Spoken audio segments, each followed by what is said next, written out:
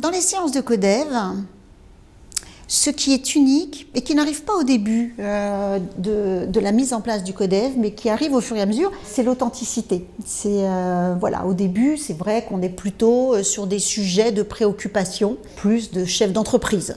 Mais plus on fait des séances et plus l'authenticité est là, et plus les sujets qui sont abordés sont des sujets d'une autre nature, avec des préoccupations plus personnelles ou plus importantes.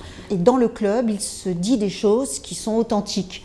Et vraiment, c'est ce que j'aime dans ce club, et c'est ce qui fait qu'ils reviennent et qu'ils sont très présents. Il s'est créé un lien entre eux, ils se parlent entre eux, ils participent massivement au codev, et donc il y a eu cette écoute, et on la ressent dans le club. Dans une journée de club, il y a le moment d'échange avec l'expert, il y a le moment de folie où on est un peu débridé, on se retrouve et on lâche prise entre dirigeants, et puis il y a le moment de l'écoute. Le moment où on se dit des choses et où on sait écouter et on sait même poser des bonnes questions.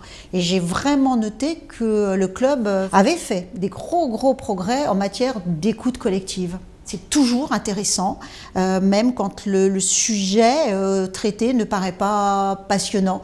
Donc finalement, il n'y a pas de risque, il n'y a pas de risque. Et je dirais même que le plaisir, ou en tout cas la peur, est souvent l'antichambre du plaisir. Donc il faut y aller.